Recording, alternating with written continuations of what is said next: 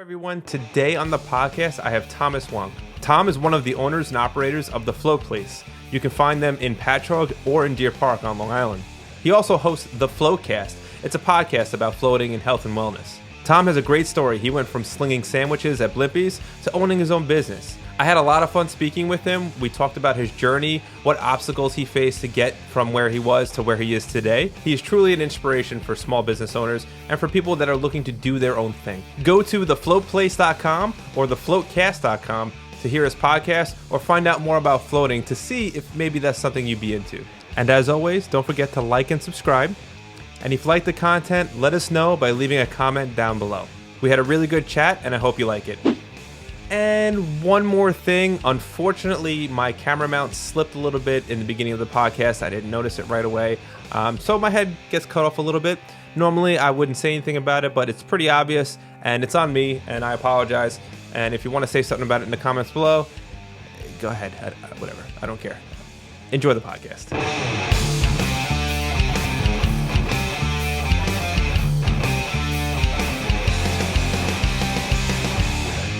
Awesome setup behind you, I have to admit. I'm a little jealous. Yeah, I mean, trying to do something. It's all you could do, man. Yeah, that really is all you could do, and it's no, but it's nice because it has the audio and the visual aspects all together. Mm-hmm. Yeah, so you were on this podcasting game like years ago, right? You used to do it with your friends, and like long time. We're talking when was that? Like 2014, 2013, around that time? Probably when... So let me think. The first podcast I did was just after my son was born, which was in August of 2012. So within that same year is when I launched the podcast, which my wife was like, really? Like, we have a 3-month-old. So I think it was at the very end of 2012, maybe the very beginning of 2013. Nice. Yeah, and That's it was cool. I want to do it. And my friend Chris and I, we talked about the idea of doing it, and I went to Target, I think it was Target, and bought a blue globe USB mic and just put it right in the middle of the room. For the first 5 episodes, that's what we used. Mm-hmm. And we kind of like, all right, if we keep doing it, then we'll buy a mixer, and then we'll buy mics, and then whatever. And we kept doing it, so week by week, because we didn't have any money, I bought a mixer, and then the next week I went back and bought 2 mic stands, and then, now looking back, I wish I would have went on Amazon and bought group stuff, but I was naive then. Did they even have that back then on Amazon? I don't even think they did. I think that when I looked later on, I think they did. Did. I'm sure there was some. I mean, if I would have bought 4 at once, it definitely would have been cheaper. Yeah. But I think I needed to see the progress. It's one of those things you could save for years and years and then buy a Corvette, but or you could buy a used Miata now or whatever. Right, and just work your way up and still be able to drive. Right? Yeah, and have something. Yeah. So I think that was part of it too. Nice. So when I met you, I met you in Blimpies in Farmingdale. Blimps. Right? Yeah. And you were there, and I used to love coming there. I believe honest, because I used to work at the Verizon, across the street. Yeah. And I would just, if I'm going to lunch, I'm going to get Blimpies. I'm going to go talk to Tom, see if hopefully no one's there. Hopefully he's not busy, because I would go there and you would just chat, and you're the first person who told me about the floating thing. You're the first person who told me really about podcasts and stuff like that around that time. And just from me eating lunch there, it stuck with me and turned into this. So I was really excited to have you come on. And I don't even know if you realized that you had that effect on me, but you did. And it was pretty cool. That's really cool, man. Yeah. And I started listening to talk radio in, let me think. Actually, I could tell you the exact date. October 20th, 2004. And the reason I know that date is because that's the date I got my Scion TC, which had XM radio in it. It wasn't even Sirius XM, it was just XM. And they had Opie and Anthony. And I was like, I remember hearing these guys were really funny, but I never caught them because they were always off the air whenever I would try. Right. And I started listening to them, and they were freaking hilarious. Yeah. And then they had these other stand-up comedians on, and they came in, and they were hilarious. And then slowly but surely, I want to say Bill Burr was the first stand-up comedian that was on it. That was like, oh, check out my podcast, the Monday Morning Podcast. And if you go back and listen to his early stuff, which you still have access to, sure, it's just so funny hearing the difference in his voice, the difference in things that he jokes about versus things that he doesn't talk about now versus... But it got me really into it, and I just thought it was really cool. And I was like, I listened to it so much, and I'm like, I could do this, and I kind of want to do this. Even though if nobody else listens to it, I kind of just want to put something out there and start doing it.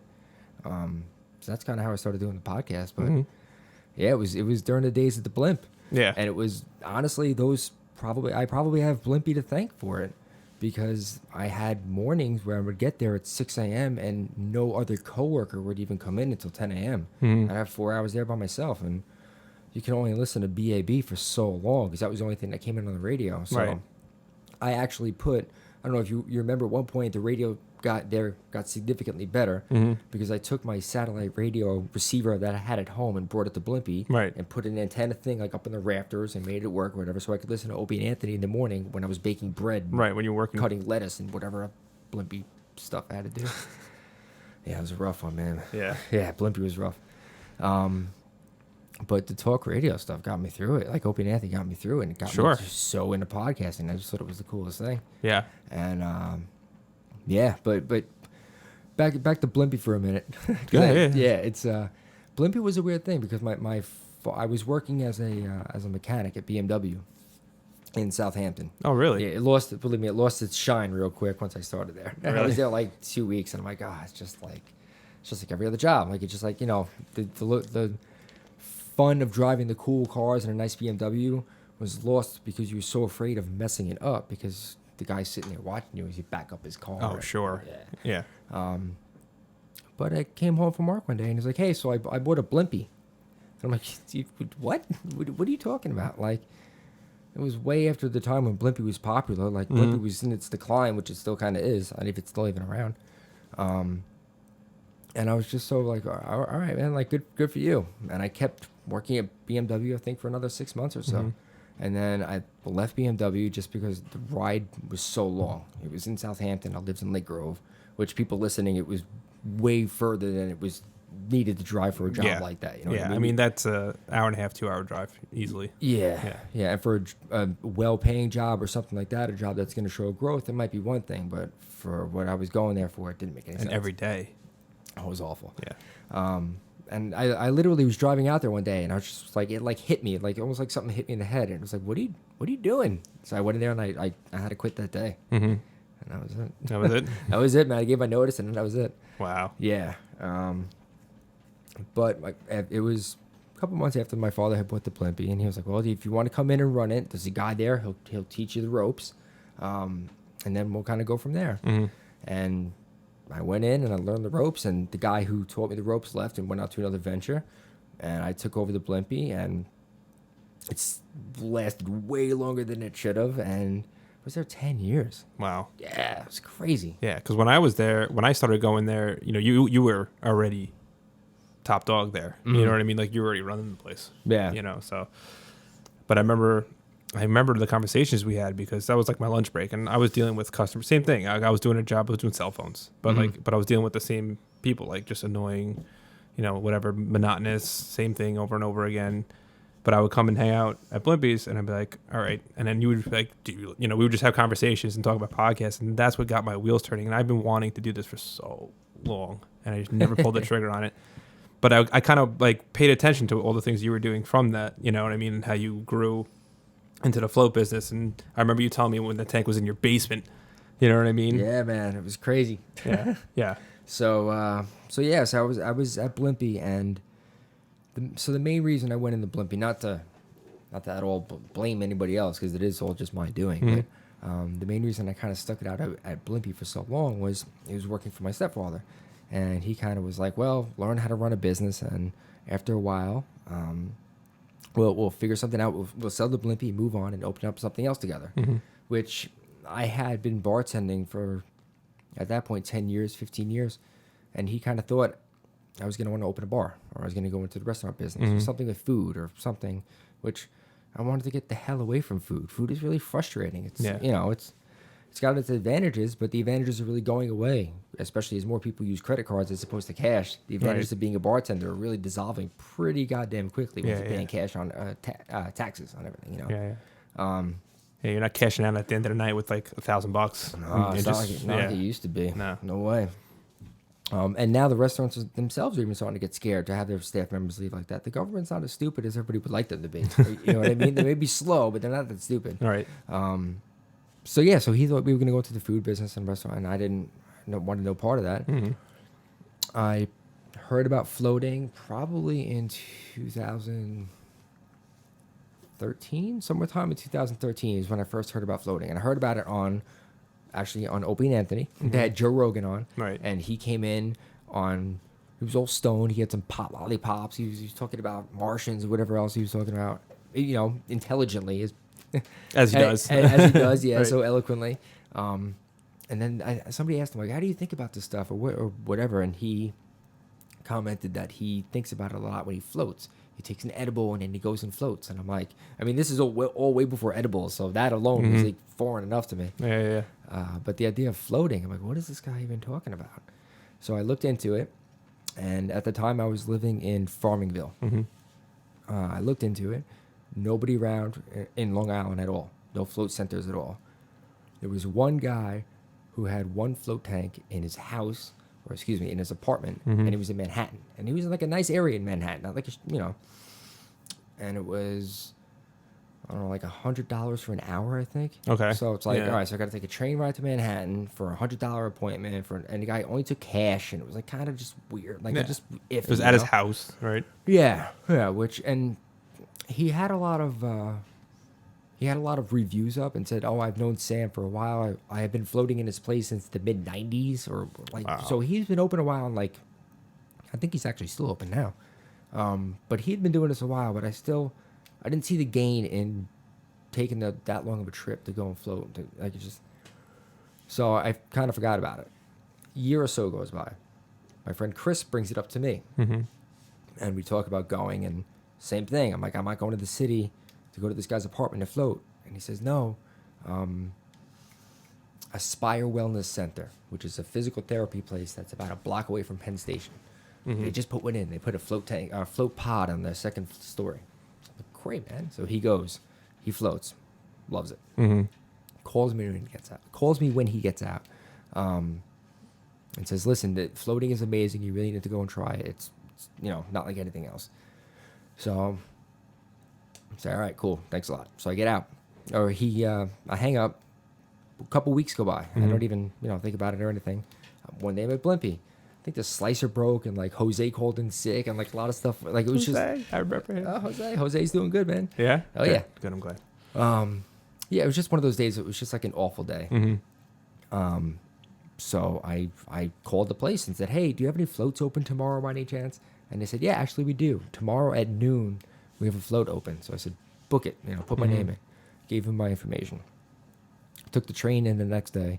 Train itself ride was a nightmare. I think when I got to the train station in Farmingdale, there was like a woman in front of me who didn't know how to use the machine, and I almost missed the train. It was like a whole, I think I did a podcast, one of the podcasts I do now called the Floatcast. There's actually a whole episode about that, just that trip into the city and how many things like almost went wrong with it. Right. But I went in, I floated, and it was amazing. It was amazing. And I'll get into what floating is, in a second. But, Yeah. We'll get there. We'll get there. Cool.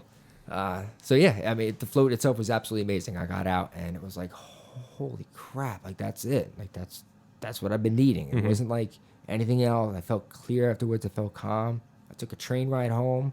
I hit traffic on the way home. I didn't care. It was just Really? cool. Like it was, which is not me. I'm normally the guy like High strong and yeah. I don't Yeah. do well in traffic, man. And I think a lot of it, honestly, I think a lot of the fact that I'm high strung comes from me being in the restaurant business and the food industry for so long. I mean, you're either busy or you're not. Yeah. And that's it. I mean, aside from like side work, which is usually towards the end of your shift, which you're trying to do quickly to get the hell out of there. But you're either busy or you're not. So a lot of times, even when I'm standing around now and I'm home, like I have to like you want to do something. Yeah. Right. Yeah. I mean, I'm wicked fast at emptying a dishwasher, man. I could do that thing in like a minute. Like even my chick's like, wow, that's amazing. I could zip through it, but just from all these years been in the restaurant industry, Yeah. But yeah, it was just totally different. It was a way different ride home, and it lasted. It's not like it came and went. Like it was there, and people even noticed it. I think actually Jose even said something at work, like, "Hey man, you're a lot cooler now. Like, were you taking like antidepressants or something? Or like you just smoked some weed?" I'm like, no, man, it was this freaking bathtub thing I did last week. Wow, it lasted that long too. Yeah, it lasted like a week the first time. Wow. Yeah, it was cool. So I went again like a month later, Second time I went with my father-in-law, my ex-father-in-law now, and him and I went to a different place in Connecticut. The first place we went to was a physical therapy place that had a float tank. Right. So they didn't really talk to me afterwards. There wasn't a lot of like back and forth afterwards. It was like, hey, how was your float? All right, have a good day. See you later. Bye. Right. Second place I went to, since it was a dedicated float center, had like a hangout room afterwards. I had a whole library, a whole like journal area. I hung out with the owner. We talked shop. I think I was there in the after float room more than I was in the tank. Oh wow! So there was like a hang afterwards, Yeah. like a decompression. Yes, Almost. almost like a Or maybe a recompression. yeah, pretty much, man. It's like going from one extreme to the other. It's tough. Mm-hmm. You know what I mean? Especially if you walk in and you have so much going on, you need like a little bit of, you can't just jump back into the real world. you Right. know? So, which for me, the first time I was in Manhattan, I walked back out on the 6th Avenue. It was freaking crazy. It was like sensory overload. I actually went into an Irish pub that was a couple doors down. I went in and had a pint of Guinness and a glass of water in the corner and like relaxed a little bit. Just wild. Yeah. So, second float was even better. I got a lot more out of it. I mean, I knew what to expect once I was in there, but I got a lot more out of it because of mostly because of the after stuff. Mostly because of hanging out with the guy who owned the place and talking shop with him. Really. And then it was it, man. I was like, I'm doing this. I'm going all in. I gotta find a way to make this happen. So I went home. I went home and I started doing work on a business plan, or like, getting numbers together and looking into places I could maybe open a center that would do well here on Long Island, looking at costs, looking at all that stuff, which I had never opened a business. So I mean, it was all kind of foreign to me. And it's like, it's funny, like you think you know what you're doing, but like you don't. No. And it's funny because I have all my old notes and stuff like all my old stuff in different, banker's boxes.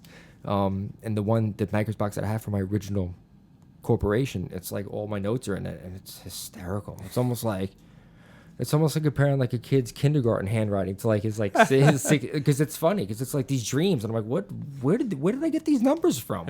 Ultra ambitious, right? Or ultra the other way, where it was like, really? I thought it was going to be that, like, no, or Yeah. like I think one of them was like laundry cost, $250 per month, and like in italics it has like probably cheaper. We'll see what happens, like something like that I wrote. And it's like, oh man, if it was $250 a month, that'd be amazing. Yeah. It's way more than that. It's way more than that. Yeah, it's absurd. But it's just funny because it's like you don't know, but the progress was there. You know what I mean? Even though that those notes were written down and they weren't necessarily the right notes or whatever, like it was progress. The fuse was lit. Yeah. Oh yeah. That's awesome. Yeah, it was cool. No, well, that's good reflection though, because you're talking about like where you think you're gonna take something, and then where it actually goes. I mean, you kind of said it with Blimpie too. It's like, yeah, I was gonna do this thing, and it ended up lasting 10 years. You know what I mean? Yeah. Now this whole flow thing, and even just the podcast thing, and like look where it is today. And I think what are you guys in 4 or 5 years now, probably? The flow place being open. So in November it'll be 6. It'll be 6. Yeah, from when I started in my basement. Yeah. So that's what I mean. In 6 years, I mean, everyone knows about floating now. Everyone knows about podcasts now. It's the most popular thing in the world right now. Right. Whereas back then, when we were talking about it and like learning about it and discovering it, it wasn't around. Yeah. It was like, it wasn't a thing really, like a popular thing. It was such a small thing. Like him, I don't know how to explain this really well if I can. Like it was such a podcasting was so small then compared to now. Like if somebody mentioned any podcast to you at all and they were like, oh, it was good, you would check it out. Yeah. Because there were so few people that knew about podcasting that like if the new person knew, you'd be like, oh wow, this guy's kind of hip, so let me check out. Yeah. Yeah. Where now it's like, oh yeah, what do you? Okay. Yeah. Everyone and their mother has a podcast, and that so true, and it happens so fast. Yep. So fast. Yeah, and it's really cool, and it's really. It's unfortunate that a lot of people start them and then don't continue them because I think they get discouraged. Like, I don't know if they think that they're going to start a podcast and be like, oh, I'm going to get so many downloads in the first whatever. And it's like, no, you're not. Like, no, no. Even if you have, don't expect all your friends to watch it because they're not going to. Yeah. Don't expect your family. They're probably not going to. Some of them might. It's just kind of the way it is. But if you stick it out and you do it, the progress of it and the growth of it, and that's the actual entertainment of it. Right. You know what I mean? Like listening to episode number 5 and then episode number 40. It's right. like It's a big deal. yeah. Yeah. It's interesting to see the dynamic change, and like you were saying, like how like Rogan changed over the years and got way better at it, and conversation and stuff like that. Yeah. So you have the plan. Like, what was the first thing you thought to do? Like, well, I got to buy a tank, right? Well, I had the plan. So I had this idea and I started getting the plan together because I knew the way that my stepdad was. I couldn't just go to him and be like, hey, I have an idea for a business. Let's do it. And he'd be like, all right, great. Because, you know, we had been talking for all the years that we were going to do something together. But I knew that if I went to the table and said, hey, I have an idea for a business, and here it is, and here's some sort of a plan for it. The plan's not great because I'm young and naive, but well, not young, I guess, but I'm trying, you know, here's something, some progress, something you can hold in your hand that's tangible. And at first he was like, wow, man, that's great. Like, this is amazing. Like, you're thinking outside of the box. I've never heard of this idea before. So what is it? Explain it to me. And I'm like, let's go do it. Let's go. And no, I don't want to do it. I don't need to do it. I don't need to float. I don't need to relax. Right. And I'm like, trust me, dude, you need to relax. But he really liked the idea. He was really into it. So him and I were going back and forth a lot via email. I was changing plans and, you know, getting information and trying to find out as much as I could. There's one company in Portland, Oregon that's named, there's one company in Portland, Oregon that's named Float On. Okay. Like the song, Float On. And they are amazing. They're amazing human beings. As most people, honestly, from Portland, Oregon are. People from Portland are really, really cool. They just want to help everybody, you know? Don't get wrong. There is a business side of it, so they offer some things that they sell. So they have like a complete business plan package that you could buy for a float center. I forget what it is now. Right. It's a lot more than it was when I first like a franchise almost. It's not like a franchise. They don't offer anything franchise, but they offer like if you wanted to open up your own float center, you could pay like $2,500, and they're like, all right, here's an entire business plan. Kind of written out for you. Follow the directions. Yep. Yeah. And there's like Excel stuff where you plug in your own information. So if your rent is this, you plug in this, and it'll help you figure out your expenses and everything. Really, really useful. Right. But they're really, really helpful guys, and they're I think that they did it the really smart way. And you know, if you really want to be an expert in like an industry, give the information away. You know what I mean? Everybody pays attention to Gary Vee because he gives everything away. He's got there's always content coming out from him. Right. You know what I mean? And it's valuable content. And they do the same thing. They did a podcast for a while. They called it the Daily Solutions Podcast, and they just gave just useful float stuff every day to float center owners, not just like float tees. You know Right. what I mean? Right. So there was a niche market for what they were putting out. Yeah. But yeah, they were really, really helpful in getting everything going, helping get the plan together. And it was really coming together, man. It really, like looking back, like the beginning of the notes were juvenile in the sense of, you know, what was in them. But like the end product was pretty good. You know, it was coming along. And I was at my parents' house like maybe a month later. I'll never forget it. We're sitting at the center of the kitchen. We were looking at, I have met with 2 or 3 landlords. Okay. And, you know, trying to get an idea of rent and areas and trying to figure out taxes, calling the towns and figuring out what I need for codes and calling the Board of Health and, like, making all these phone calls. I don't know what I'm doing. I'm like, hi, I'm opening a float center in Hauppauge. And they're like, what is a float center? And I'm like, and in my stupid head, I'm like, cool, I'm going to get this guy to come float. And I'm like trying to, like, schmooze him over on floating. And I'm like, yeah, okay, so how much water are you going to use? And, like, right. That's actually all you care about. So, sorry. Yeah, it's a utility that you're calling. yeah, I forgot about that. But funny. getting all this stuff together, and I went over there one night to go over everything.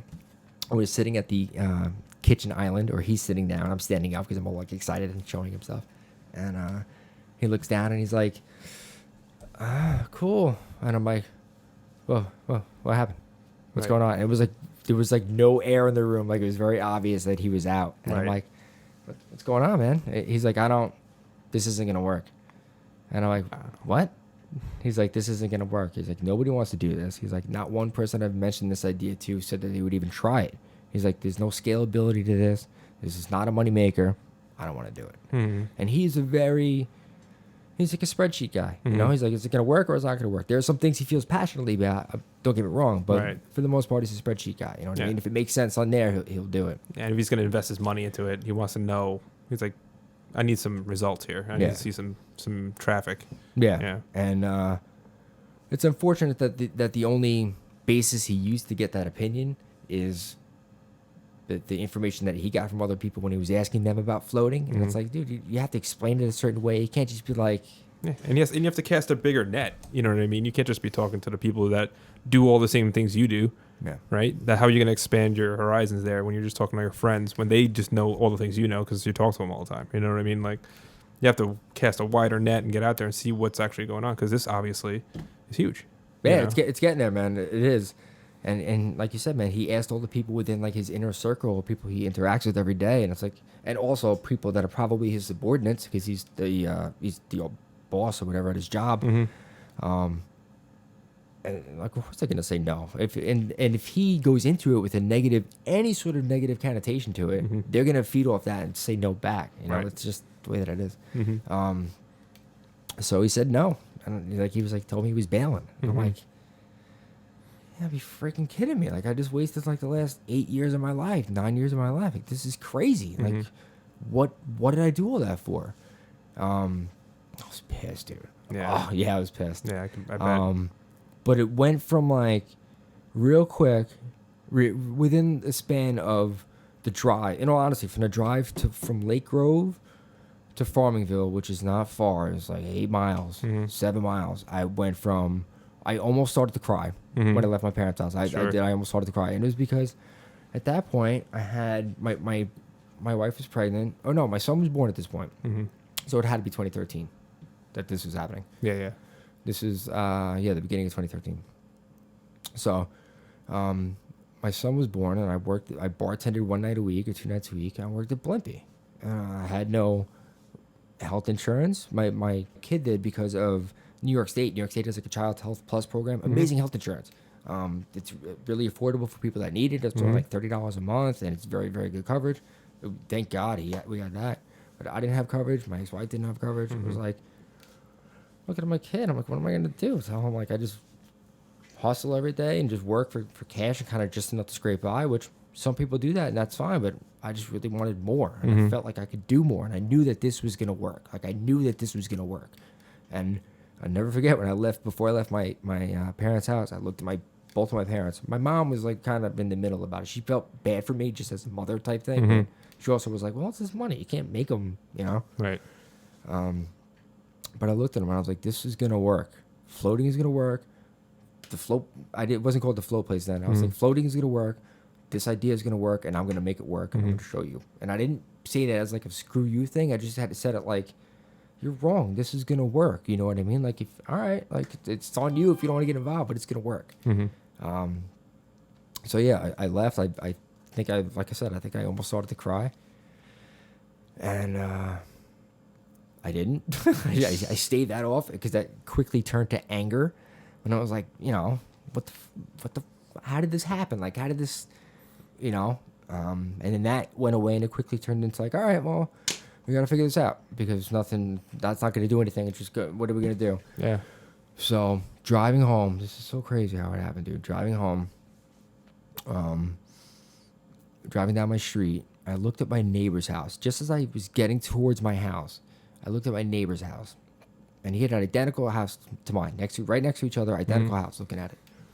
And I'm looking at it, and just as I'm coming down the street, I see a light on the side of his house that I never saw on before. I'm like, well, all right, whatever. Like, it's just like when you see the same thing, you know, you notice it. You see. Yeah. So as I'm driving up, and I'm like, oh, there's a door there? And it was on the side of his house.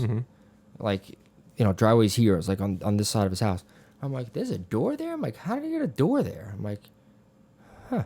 I'm like, I could put a door in mine. I'm like, I could put a door in mine. I'm like, and it would lead right into the laundry room, and then that could go right into the basement. And I'm like, I could do this.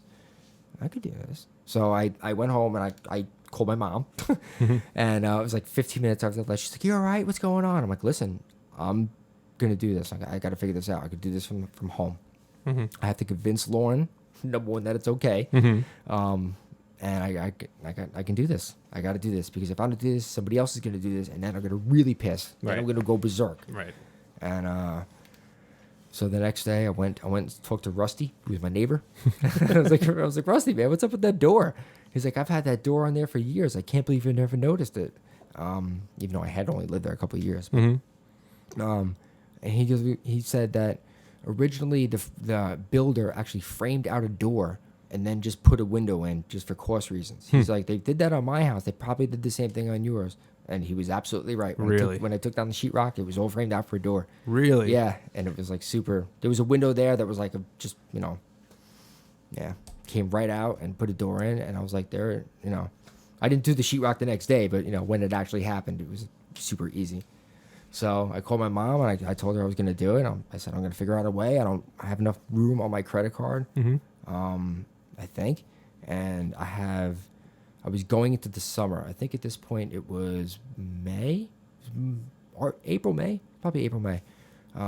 Going into the summer, I had another job at a clam bar. I was working at Blimpie and bartending 2 nights a week. And I had another seasonal bartending job at a clam bar in East Islip that was about to start. And I'm like, and I have the money from Bayside Clam Bar, and I could take all that money, I could figure this out, and that's freaking what I did, dude. That's insane. I didn't know how to do anything, but I went on YouTube, I learned how to do construction, and that was it. Fortunately, I have some family that are in the trades, so my grandfather and my father came over and helped me frame everything out. My buddy, who's an electrician, came over and told me where to run the wires for outlets, and I did all the legwork so that it made it easy on him. My uncle's a plumber. He came over, showed me where to dig, and so I had help. But, dude, I knew somebody was going to do it, and if it wasn't going to be me, it would have been pissed. So that was May. May is when I really, really was like, I'm doing this, and then I opened November 1st. That's when I opened. Wow, that's incredible. So when people say, oh, well, it's something shitty happens to you, and they go, oh, well, one door closes, another one opens, right? You literally had a door open, like, not even figuratively. Like, it was in the wall, built, ready for you to open it. Yeah. That's insane. Yeah, man. That's weird. That's kind of creepy, actually. Yeah, and there's so many crazy things. Like, even the float tank that I started with, a new float tank, commercial one, is like $20,000. Right. I mean, my entire budget for opening the first place, I think, was about $23,000. Wow. I think altogether I did it for about $23,000. And now looking back, I probably could did it for about $20,000. I would have been smarter with the money. Right. But the float tank, when I went to go pick it up, it was used. It's actually older than I am. It was made in 1981. Really? A woman had it in her house, and it was really helping her physically, but she got into a car accident and couldn't get in and out of it anymore, so she got to sell it. But when I went to go take it out, she failed to mention that it was in the basement for a long time, and then they finished the basement. So it's almost like it was in there. They didn't take into account ever removing the tank. So when I had to go take it out of her house, I had to take down walls. I met this woman, gave her the money for the float tank, and then I had to do demolition work in her basement. My God. Yeah, because if they're finishing the basement around it, they're just building it into the basement. She didn't even I mean, she had it in a very nice setup, but she couldn't use it anymore. So that was another episode of the podcast. Where did you find her? Craigslist, dude. That's randomly. So randomly. And I looked for a long time, and that was another thing. It was like, I don't know how I'm going to do this. So I started writing up plans of building my own float tank. All right, so I can't buy one, so I'm going to have to build one, and everything else. And I actually got stuck at the door. If I would have been able to figure out the door from the beginning, I probably would have built my own float room from the beginning, or tank from the beginning. But I'm happy I did not do that because of what ended up transpired, which we're getting to. Yeah. So that was November 1st of 2013 I opened. Wow. And I had my brochures at Blimpie, and I would push them on people that came in. I'd be like, you look a little stressed. You should come in and relax. Yeah. No, and we talked about it all the time. Oh, it was crazy, dude, because if I could nobody knew what floating was. So if I was able to even convince somebody to come in and try floating, they'd be like, all right, cool. So I'll do it. So where is it? Like, actually, it's in my basement. Like, oh, what? You want me to come into your basement and try this? Yeah, man, it was crazy. So, so I opened up November 1st of 13. In August, about 2 months before I opened, I had started getting everything together on Facebook and forming a website, and I I put up a Facebook page, the Float Place. I decided to name it the Float Place. I was on the phone with my mom. I was on like Monster. What's that legal website? LegalZoom. LegalZoom. Yeah.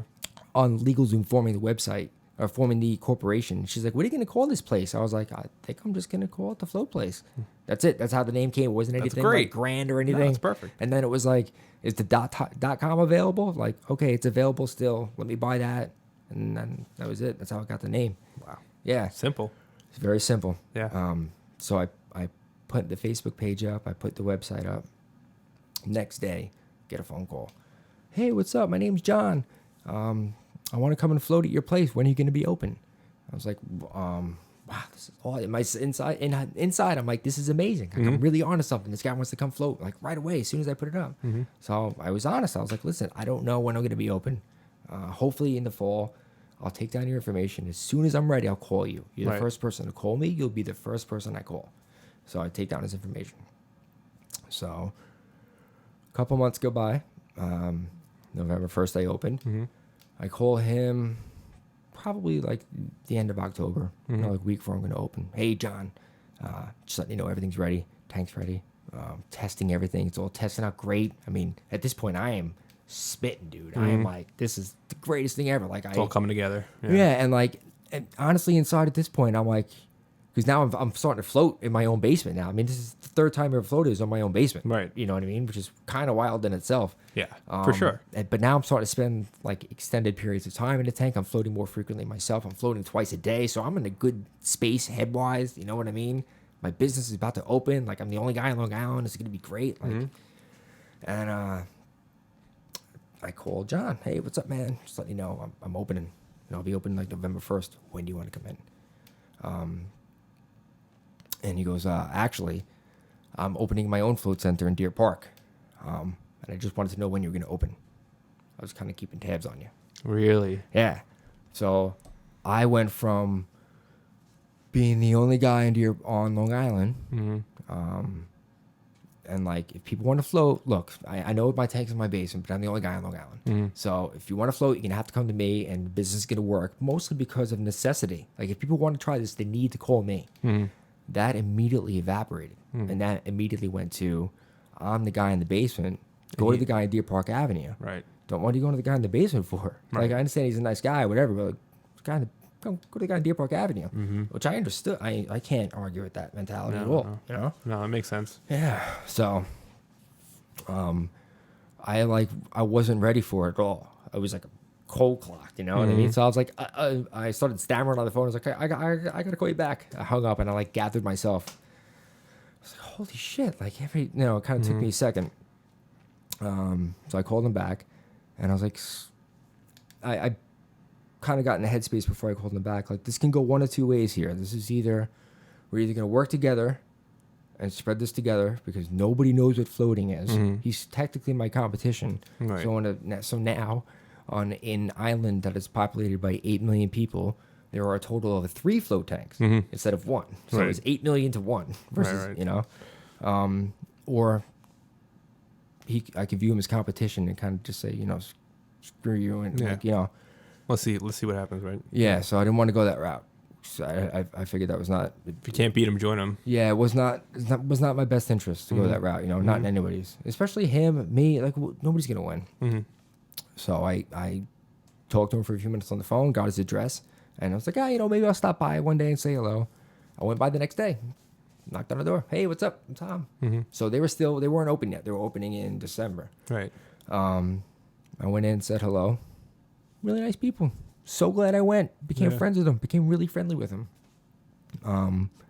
It was a father and a son. The son had the idea. The father kind of backed them a little bit. They opened it together. And I think that they opened, John, the son was a little bit younger than I am. I think that when he opened, he thought it was going to be a little easier than it was to get people to come and float. I think that he thought there were a lot more people interested, waiting in the wings to come and float. And oh my God, they're open now. Let's just go right in. And it's like, I had that too for like the first month and a half. I was like, this is great. I'm cranking here. And then it was like, not a real big decline, but it definitely dropped off at that initial hit, And I think when that hit, he was kind of surprised for it, and he kind of lost his love for it. So starting in the next spring, I think starting in like May and June, him and I and my now business partner, I started talking about the idea of him walking away and him selling the place. So it ended up I and my business partner now bought the place from him in Deer Park. There you go. And that's how I got the tank out of my basement. That's But it was there like a year and a half. I opened with one tank in my basement in November of 13, and then in April of 15 is when we moved to Deer Park. he just took over, and so he had 2 tanks there. He had 2 rooms, which Two are rooms. bigger than float tanks, Okay. like bigger floating areas. Same idea, just a little bit bigger to walk in and out of. Okay. And I moved there with a guy that I met that fell in love with floating. So my now partner, his name is Hardy. He actually lives like 3 miles away from me. When I know opened. him. Oh, do you? Yeah, I'm gonna tell you this story. Okay. So he fell in love with floating like right away. And after his 4th float, he walked out and was like, dude, we're going to be partners. We're doing this together. And I'm like, what are you talking about? I'm a guy in my basement. You are like an Indian guy who owns a Subway. I'm a guy who runs a Blimpie. This is weird enough as it is. But, you know, all right, if you want to sit and have a conversation. And him and I became, you know, brothers. And now we're in the mix together, you know. So we moved to Deer Park, and then we opened another center in Patchogue, which was the next step. Yep. So So that Subway you mentioned was around the block from. I moved into an apartment in my buddy's house. My buddy bought a house, and then that Subway was around the block. So that was my Subway. So I used to talk to him. Okay. About this. Really? Right? Yeah. Like you and I think had longer conversation, but like I remember his dad worked there. Yeah. Right? Yeah. And he was always so nice to me, and like I would go and joke around with him and stuff like that. And it was funny because it was right around when I wasn't working by like in your area more by the Blimpie anymore. Okay. So that was like I went from you to him. It's so weird. It's crazy. It's really funny, man. Yeah, it's wild. And then, you know, like it was, you know, I didn't go there as often because like with you, I was working every day, and I was just like, this is the only sandwich shop near me. And I like Tom, you know, so I'm gonna go there. But it's just so funny that that's the one I would go to frequently. You know what I mean? I would see him there. I'd see his dad there. I think his mom worked there. Yeah. Yeah. It's just wild. It's just, to me, like from my perspective, I'm like, how do these two know each other? And they're both working together now, and they both used to work in sandwich shops. Yeah, it's crazy. You know what I mean? And they took themselves out of the sandwich shops and went into business together and got this going. It's just wild to me. Yeah, I kind of like watched it. It was like watched it from afar. You know, I mean, I was like, because I was keeping, you know, because we were friends on Facebook, and I was like, man, Tom's doing good. Oh, I know that guy too. What the fuck is he? It was just trying to put that all together in my head, which is crazy. Yeah. So yeah, we opened in Deer Park and started doing pretty good with it. You know, I was pretty good at kind of how do I put it? I don't want to say it wrong. I was good at maintaining the tanks, making sure everything was good in the float place. You know what I mean?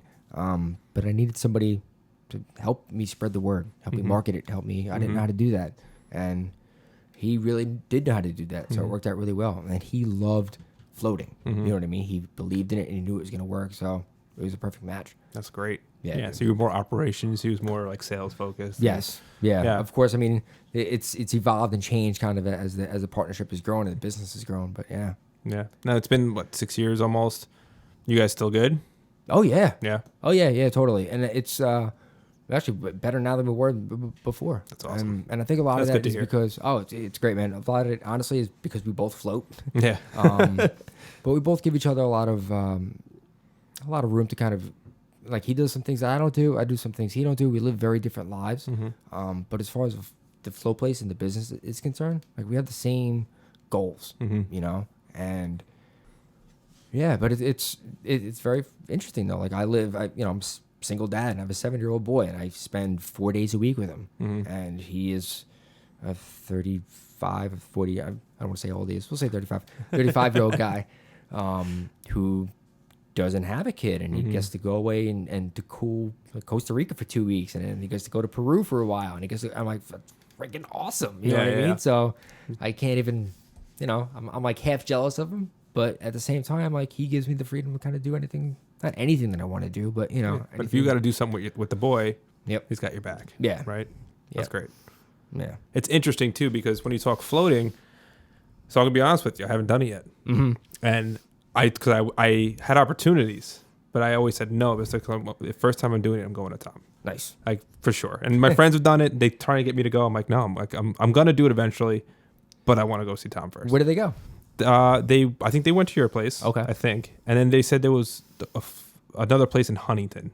Yeah, there's a place that opened in Huntington. There's a place that opened in Dix Hills. Yeah. There's one in Wanto now. There's one in Massapequa. So it's they're growing. yeah. So that's been the really interesting thing. That not interesting. I mean, I kind of I'm not saying like I'm like a prophet. I knew it was gonna happen. Yeah. Like I knew it was gonna happen. You know what I mean? So I kind of like once in a while I show my stepdad like a map. Like, hey man, check out all these float centers on Long Island now because like you know if you add them all up, there's like 12 or 13 centers I think on Long Island.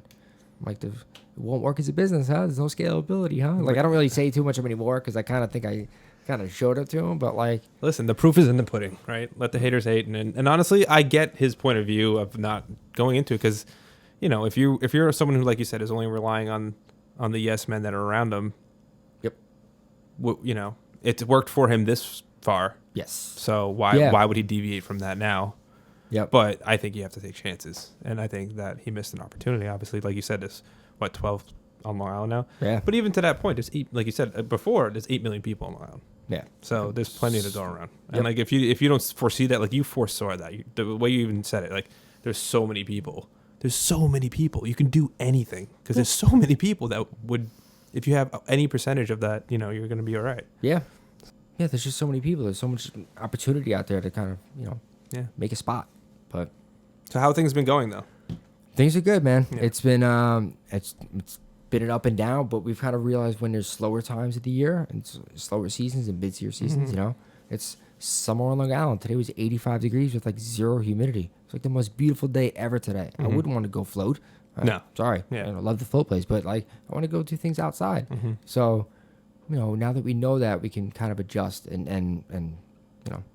Yeah, and that all comes with just time and learning, and also the area you're in, you know, who your clientele is, who they're talking to, and how the word's getting out. And no, and that makes sense. Yeah, and then it also gives us the seasonal. opportunity to, kind of focus on what we do internal, so that in September, October, when it starts to pick up more and more, that when these people come in, they even have a better experience than before. You know, how can we train our staff so that they're even more informed than they were before, so that the people leave feeling even better than they did before. You know what I mean? So if we can kind of know when we can reinvest into the company for those things, it's even more beneficial. So, all right. So you got the place in Deer Park. You guys hostily took that over. Okay. So you got that. And it was interesting, actually. Sorry. Yeah, go ahead. No, tell me. It's but dude, I thank the Lord things didn't work out with my stepfather, and I thank God that he bailed when he did, because number one, it wouldn't have worked with him. It just wouldn't have. It wouldn't have worked with him. I would have agreed with his view on things too often, and not took the chances that I needed to in order to succeed.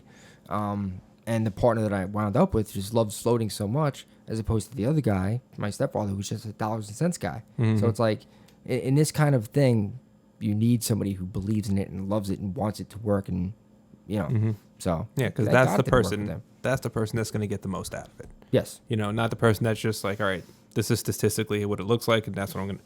No, if you have passion about something, that's where it succeeds. And I feel like, especially now with how we can touch the world, everyone's connected. You know what I mean? Everyone's on podcasts. Everyone's recording everything. Everyone's got a camera. Everyone's can go out and do things. You're starting to see more and more that, yeah, the passion projects are the ones that work. Yeah. And when you can tell when someone's not being genuine, if they're just trying to do something for money or likes or whatever it is, you know, it doesn't even matter. You can tell right away. Yeah, dude. You know, so there's something to be said about being genuine and being passionate about whatever it is you're doing, and obviously you guys got that. So yeah, it's but it's totally true though what you just said. Actually, I had a meeting today with somebody, an hour-long meeting today, and they were trying to pitch me on something and trying to get on board, and I said no, and they asked why, and I gave them the true reason. I said I it's not something that I want to do, and I'm not saying it don't work. I actually think it will work. I think it's a good idea, but it's not something that I want to do, and it's not something that I can dedicate my time to enough to make myself want to do it. Like, there are sometimes you can kind of like will yourself into, like, you know what I mean? For sure. Or when you start to see growth, you're like, all right, maybe this is kind of cool, you know? But it's just not something, I just knew it. I knew it. And I kind of just said that right off the bat. Like, it's just not, yeah, it's not there. And if you knowing that it's so important to know that. You know, you can't for something that you truly want to work. You have to really, you got to be all in. You got to be all in. Yeah. So we're at Deer Park. Things are good.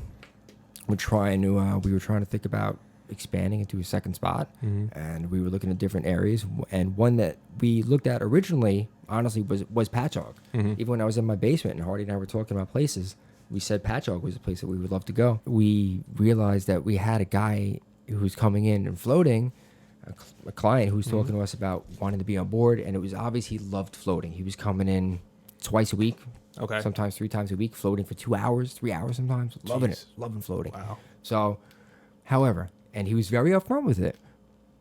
I would like to get involved here, but I don't have the time to dedicate to running this business. I think it's going to work. I want to be on board. I kind of want to be involved in the company. I can help it grow, but I don't have the time to do the day-to-day stuff. Very, very clear from the start. So we all knew what the deal was. By the way, I also own a couple buildings in Patchogue. If you guys are ever interested, we can maybe. I'm like, oh well, have a seat, sir. And it just and you know, like I said, if he could have told us that he owned buildings in Patchogue, if he was just the guy off the street, we might have listened to him, but not nearly as much as we did because he loved it and wanted to, you know, work. Yeah. So we sat with him and we were able to work something out, and there you go. Yeah, we signed a lease, and we didn't announce it for a little while, and then we got everything in order, and then we started working in Patchogue. And that was when? So that was 2000. I think it's 16. Just December of 2016 is when we opened up Patchogue. So it's about like a year and a half after Deer Park, because like you opened that, it was like basement, then Deer Park, and so it was about a year and a half. About a year and a half afterwards was when we first started doing the work in Patchogue. Wow. Yeah. That's fast, man. That's pretty quick. We were very fortunate. Yeah. We were very fortunate. We were also very scared because you don't want, you hear about those places, the companies that expand too quickly. Right. You want to take out more than you can chew, right? Yeah. Yeah. Yeah. So while all that was going on, we had taken the tank that I had in my basement and moved it to Deer Park. So at that point we had 2 float rooms, and then we had the float tank. So we were like cranking in Deer Park. I went from doing, on a busy day at my house on a Saturday, if I was fully packed out, I would do 6 floats. And in Deer Park we were doing 28 floats a day. It was fucking awesome. And crazy. It was cool because it's and I'm not even saying that like financially. I'm saying that just because people will leave it with smiles on their faces. People are hugging me. Thank you so much. That was amazing. And the reason I opened the business, was still there. I opened it because I needed to do it because I knew that it was going to work. But it also shifted to like, wow, this is really cool. Like I'm feeling this amazing feeling from these people leaving, feeling better. I'm feeling like more fulfilled. Like I'm giving something back. For sure. It was really cool. And it was much different than the bar business. It was much different than even the sandwich shop. Most of the people are like, man, that was a really good sandwich. Thanks. I'll just take another one. Like, it's not like it was like a big life-changing thing for them, you know what I mean? Right. Not a lot of hugs at Blimpie, So it was much different, it was much better.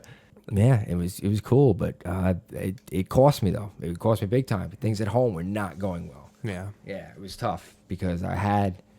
So when we took over Deer Park, our goal, we knew it right away, we went into it, was we want to open up a second one. So let's not take any money. So for the first year or so I worked at Deer Park, we didn't really take any money. Just right back into the business. Yeah.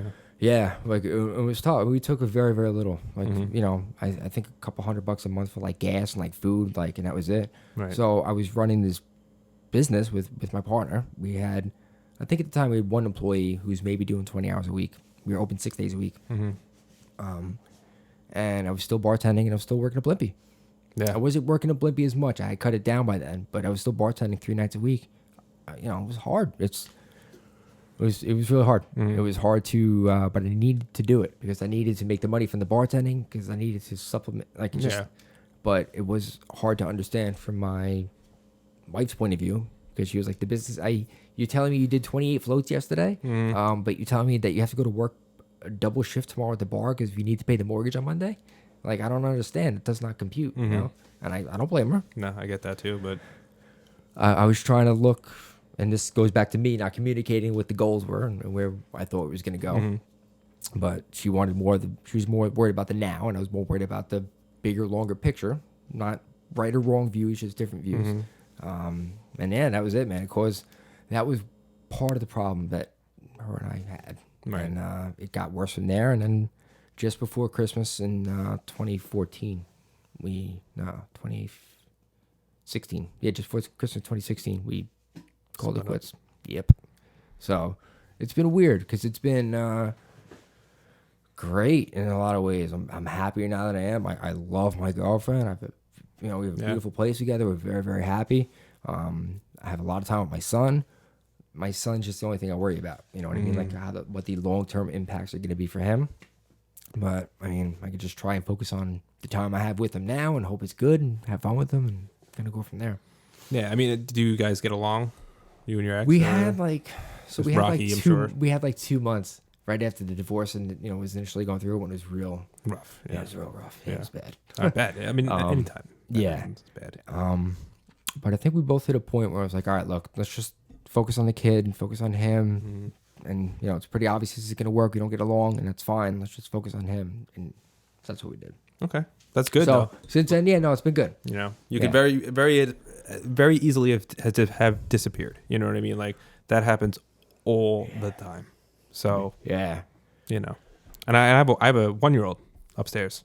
He literally just turned 1 like a month ago. That's amazing. Yeah, it's awesome. It's wild. Yeah, but I'm doing the same thing. I'm in a spot where I got to make some decisions. I'm thinking long term. Short term is not great. So it's like I'm trying to work through all that successfully, and obviously it's super hard. Yeah, it's my only regret. Not that I regret where I'm at now. 'Cause I'm very happy where I'm at now. But my only regret going through the whole process was that I didn't clearly communicate things that like I should have. Just look, and I'm not even saying that it would have changed anything if she would have said no or disagreed. Like I'd be like, oh well, I'm sorry, that's what's happening. And it's probably what I would have said. Right. But at least it would have been the conversation would have been had. Yeah. But But also, don't beat yourself up too much because think about back then.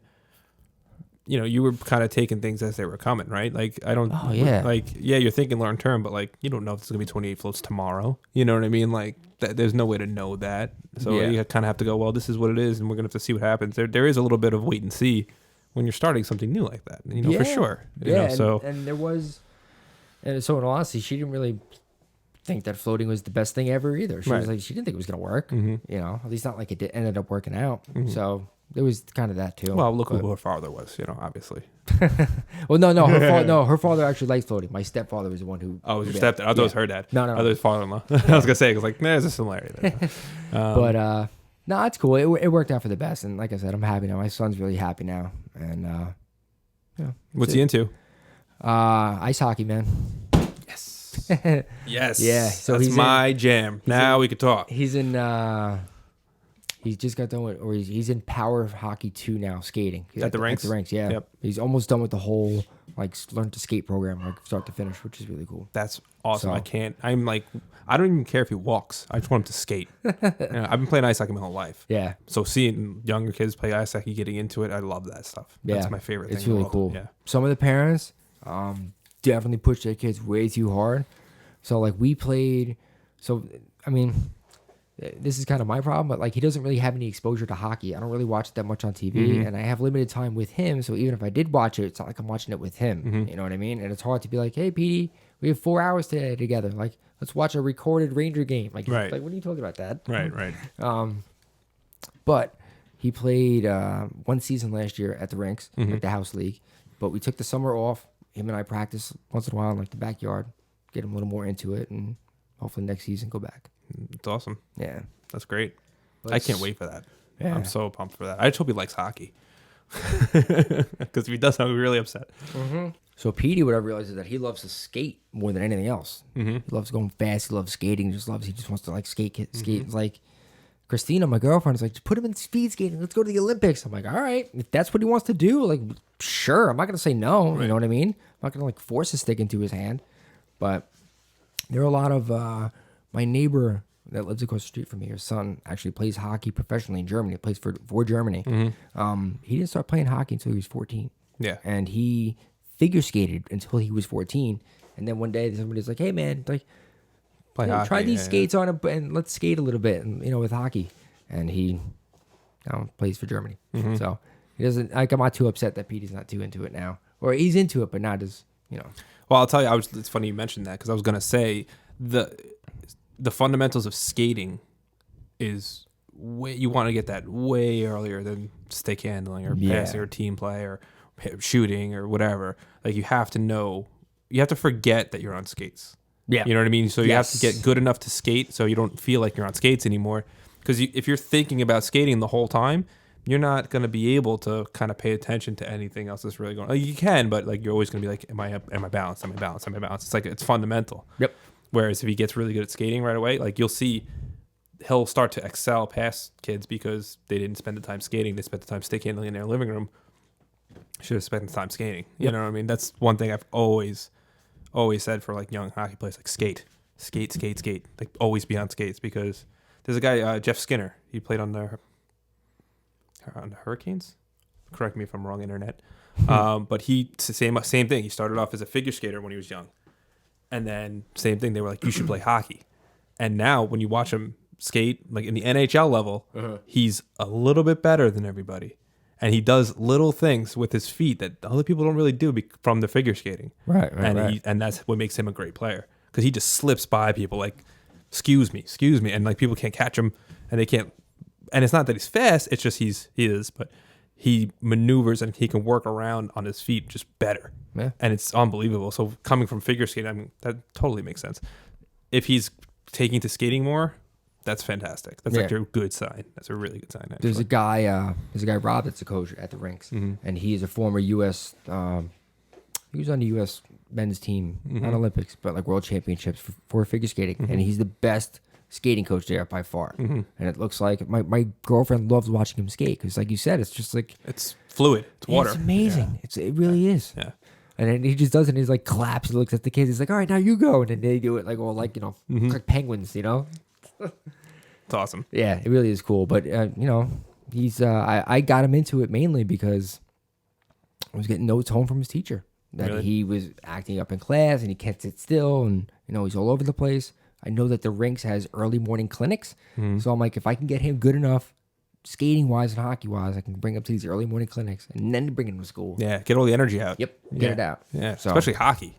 It's not like baseball where you're standing around, you're waiting for something. Even football, if you're depending on what side of the ball you're on, you're standing around. A lot of the time. Or hockey, you're moving always. That's why I've always loved it. Because I've growing up, I was the same way. I was like, I was bouncing off the walls, I was climbing on things, I was always doing something. And then I just started playing hockey one day. No one in my family played hockey. My dad actually played semi-pro football, so he was a monster. But like, I just didn't take the football because I was bored when I wasn't playing. I hated watching. Right. So right. where hockey, you go sit down for a minute and you get back on. So it was just that back and forth skating. It's cold. You can hit people.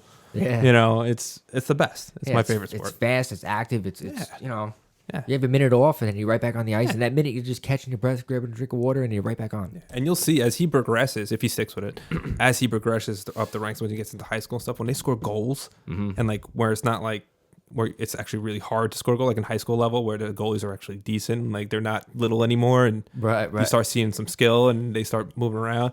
It's exciting. It's like, no matter, it can be a pee-wee hockey game or, well, not pee-wee, but a high school hockey game. They're sometimes more exciting than watching like NHL sometimes, because when they score, it's earned, because everyone's kind of starting at that same level, and you start to see people come up and pull ahead or fall behind. But when you see those goals go in, especially when the goalies get really good, especially high school goalies are better than they've ever been probably. Yeah. The game as he gets into it more, it gets more fun. More fun. Like if you get up to college, then you got a crowd screaming when you score. You know what I mean? It's just that's like a drug, like that adrenaline rush, but it's a good one. Yeah. But yeah, getting him in early before school, that's genius. Yeah, I'm hoping so. Yeah. Everybody sticks with it, and so he's been skating now about a year and a half. That's good. Skating. And he's how old faster. is he? He's faster than I am now. He'll be 7 August 21st. So. Perfect. Yeah. I mean, he's faster than I am now. Yeah. His legs are like that big, which is amazing. And he can do it. And I can't stop as well as he can. He could snow up the boards. Really? That's amazing. He's like, come on, Dad, I'll show you how to do it. I'm like, Yeah. oh, thanks, man. Yeah. It takes a certain amount of confidence to be able to do that properly. One thing I will say, anybody who's listening out there, get your kids full equipment like right away. Like the pads and the helmet and everything, so that if they do fall, it doesn't hurt them and they get right back up. They probably will get back up anyway. But put their equipment on them just because of like, oh, that was cool, and get them used to wearing it. Yep. You know, if you're gonna play in it, might as well be wearing it all the time for sure. Yeah, he always has his gloves on, always has his helmet on, always has everything on, so that he's always used to it. You know, so. No, that's awesome. That's badass, man. Thanks, man. Yeah. Yeah, so it's been, so we have the place in Deer Park, we have the place in Patchogue. Trying to look at other places, we kind of hit like a little bit of a moment where we just want to make sure that we take the next step correctly. You know what I mean? Like I said before, we don't want to expand too quickly or under the wrong circumstances, or into a market maybe that it isn't there or anything. So we just want to make sure that we do the right thing. So we're kind of mapping out where we're going next. So what kind of, I mean, I'm sure it's all different, but generally, what kind of clientele are you getting? Are you getting more of like the woke, hippie, podcasting, Joe Rogan type people, or are you getting actual like, I'm sure you get a lot of athletes, right? But what other types of people are you getting? You getting just your everyday It is schmo? so mixed, dude. It's crazy. Yeah, it really is. It's, you know, I hate to give that answer of like, oh, well, everybody, but like literally everyone. Like, it's crazy. Like the nurse will come in and then the patient she was helping. You know what I mean? Like, it's everybody comes in. It's insane. A lot of athletes do come in. A lot more of them now than did before. But yeah, definitely a lot of woke people. A lot of people come in who heard it on podcasting or like in Patchogue, a cryotherapy place opened up a couple doors down. That helped send a lot of people. I feel like those kind of go a little hand in hand. Yeah, they definitely do. Mostly, honestly, just people that are health and wellness minded and just want to, you know, live a more healthier life than they have been living. Average age was 29, and there was slightly more females than males. It was like 52, 48. So pretty much down the middle, Yeah. A lot of teachers come in that are like stressed out, you know, from kids. I can't blame them. Yeah. God bless them. Yeah. Yeah. But it's cool because a lot of people, when they get done, will have these amazing conversations. So when you float, floating is, so what we have in Deer Park in the float place and in Patchogue are 6 foot wide, 8 foot long rooms that have about 300 gallons of water in them and 1,200 pounds of Epsom salt in the water. So when you go in there, you just float right on top of it. You don't have to try or think about it or anything. You just right on top of the water. Wow. The water is about 94 degrees, so you don't feel it against your skin.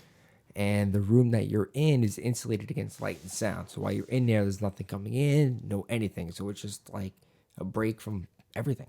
So it gives your brain and your body and everything an opportunity to kind of just fully relax and just let go of everything. And just reset.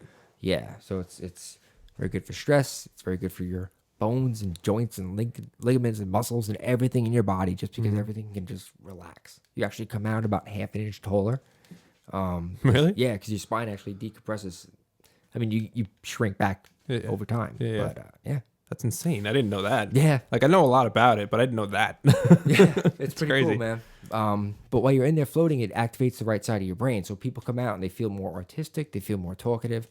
I'll have these amazing conversations with people that, you know, some of them I have no business having because, like, people just decide to open up to me about things. And I almost feel like they're therapists sometimes. That's so funny. You kind of took from being a bartender, right? Where, like, I've worked in the bar industry as well. You know, and when you are kind of a therapist a lot of the time, especially if you have regulars or if you just get drunks talking to you, and it's never anything good, right? It's never, oh, I just got this promotion. It's always some bullshit. My wife, my brother, my dad, this, that, the other, someone said something.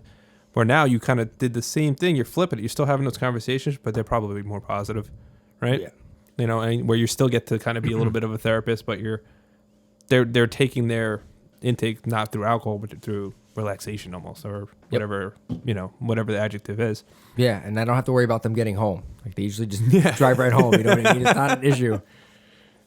In all honesty, like, that was a big thing in the bar industry, you know. Of course, yeah. Before Uber, before Lyft, people actually drunk drove. Oh, yeah. I mean, people still do, but I mean, it's much less freaking now, I would think, right?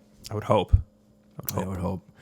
I don't hear about it as much as I did in high school. Yeah. In high school, every other weekend, it was some kid get hit by a drunk driver, or some kid got into a car crash with his friends because you were drinking. Like, I don't really care that much anymore. I think pretty much the word is out. Like, don't drink and drive. On your phone, it's right there. Everybody's on their phone always anyway. Just open up that app instead of that one. Right. Just click home.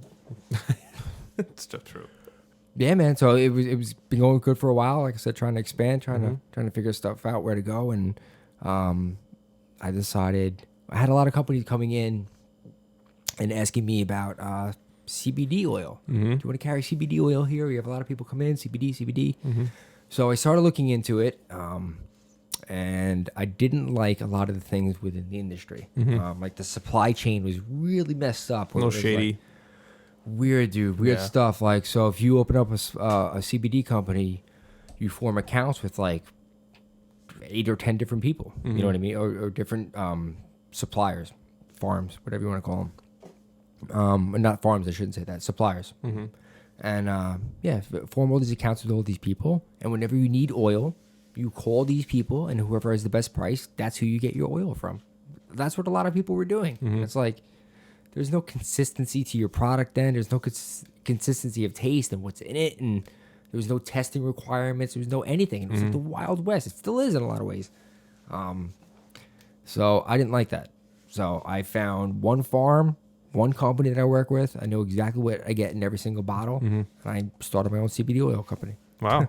Yeah. That's great. So I none of this like up chain, down chain, like pyramid scheme, all this, you hear a lot about those, like, nope, just my own thing, my own brand, my own everything. Just on my own. You got your distributor, you got your supplier. Yep. And that's what you're working with. Yep. And that's it. But I didn't want to like go and actively sell it. I'm just not interested in just going to like door to door, knocking on doors and selling stuff, Do you sell it at the place? Yeah, so I sell it at the Flow place. That's this stuff here? Yep. Yeah. So Are we advertising this yet? Oh yeah, for sure. Oh, yeah. So, but that's kind of when I realized, when I was going through the process of starting Pure Cure, was when I realized that I actually, more than anything else, enjoy the process of entrepreneurship and enjoy the process of opening a business and getting it going and starting something from the ground up. I actually enjoy that more than a lot of times the actual business itself. I happen to love floating, so it kind of really worked out with the first one, but just getting it going. That's when I kind of realized that's what I'm all about. So that's the move now, just starting up and seeing things grow, planting seeds, and trying to get your fingers in a bunch of different things. You're going to be I'm trying. Titan of industry soon. I'm trying, man. I'm in the process now of starting something else in addition to hopefully going to Flow Place. Trying to venture out again.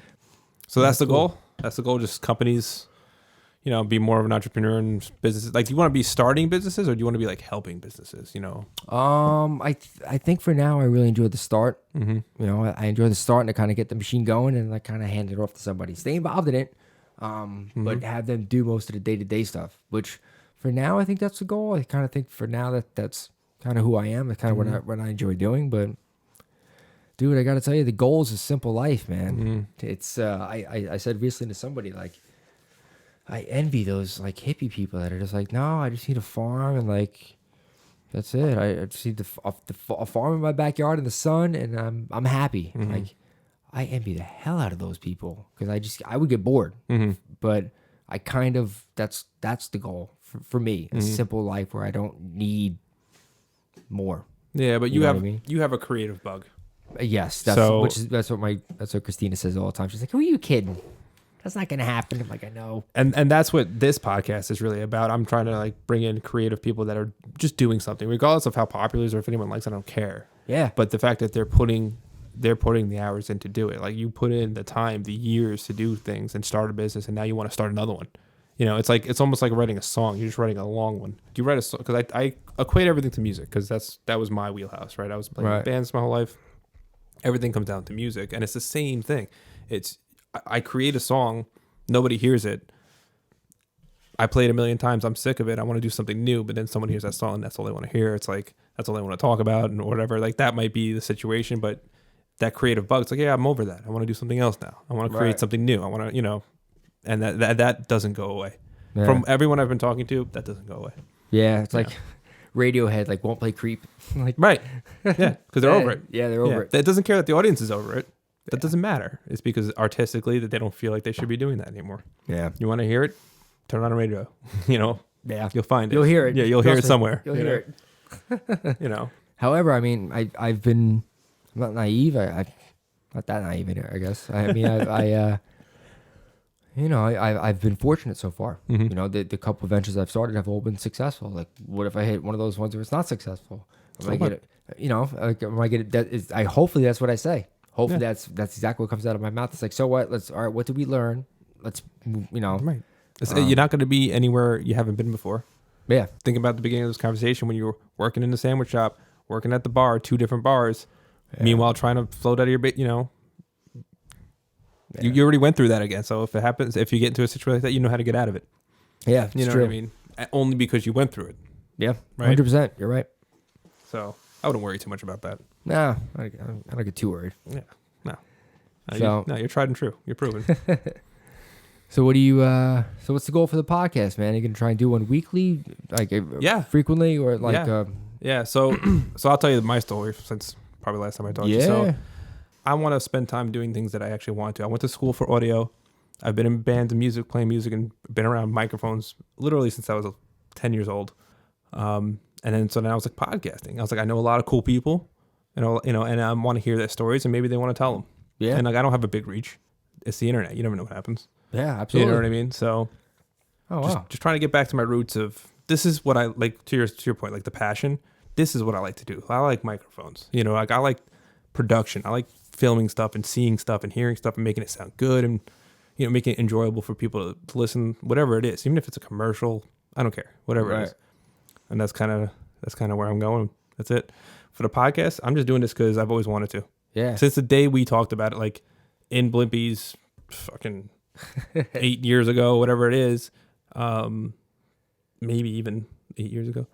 But it was something I was like, that sounds like something I could do. And if I could do it, I would want to do it well because this is the best I can do right now. Yeah, man, this is a nice freaking setup. So I'm going to bring on people that accomplished a goal. That's regardless of what it is, not just musicians or whatever, like accomplished a goal. They came from an idea and then now it's a thing. Mm-hmm. You know what I mean? That's the people I want to talk to because that's what I want to do. I want to be able to turn something into nothing. And I did that with music and stuff like that. And I love doing that. So that's why, like, again, when you were like, let's do it, I was like, because you literally did that. You had an idea and now it's a thing. Yeah. Right. I did one with my buddy Paul, and he was a bass player in one of my bands. But he stopped playing music and dedicated himself to becoming a physician assistant, where like he's assisting on surgeries and doing all kinds of stuff. So he recognized the path he had to take, spent 5 years doing it, failed a bunch of times, didn't get accepted to a bunch of schools, finally got in, and then just worked his ass off. Like, I love this kid. But it's true because he worked his ass off and he graduated top of his class. It's awesome. And now he's got a good job. He just graduated, right out of graduation, got a good job, doing very well, going to get married soon. And just because he was like, this is my goal, I'm going to do this. And everyone's telling me I can't do it. He came from nothing. You know what I mean?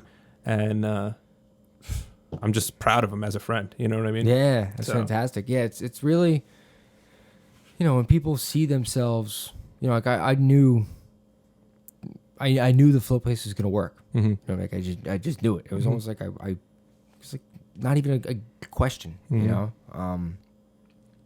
I think that if anybody gets that in their heads about anything, that they really could do anything. Mm-hmm. But, Yeah, sweet. Fucking great, dude. I'm so happy you're having this awesome podcast. I'm trying. I'm gonna come back, dude. I would love it. Yeah. Even if we just come out and shoot the shit, Yeah, dude. Tom, I appreciate it, man. Hey, Thank you so much. Man. Thanks for having me.